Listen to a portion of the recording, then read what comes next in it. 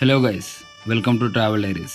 యాదగిరిగుట్టలో ఉన్న ఉగ్ర నరసింహుడైన శ్రీ లక్ష్మీ నరసింహ స్వామి టెంపుల్కి వెళ్ళాను.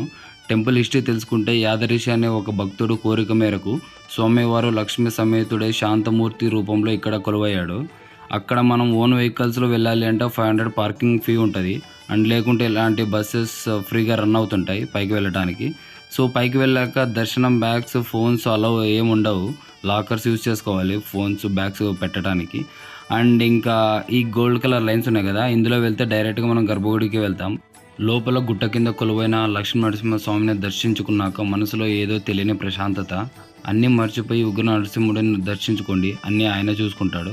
సో ఇంకా అలా దర్శనం కంప్లీట్ చేసుకొని బయటికి వచ్చేసాం. కాసేపు ఇక్కడ కూర్చొని ఆ నరసింహుడిని స్మరించుకోండి, మనసుకు చాలా ప్రశాంతంగా ఉంటుంది. ఇంకా ప్రసాదం కోసం లడ్డు టికెట్ కౌంటర్కి వచ్చేసాం. లడ్డు అండ్ పులిహోర ప్యాకెట్స్ తీసుకొని ఇక్కడే తినేసి బయలుదేరిపోయాం ఇంక return. So thanks for watching. See you again. Bye.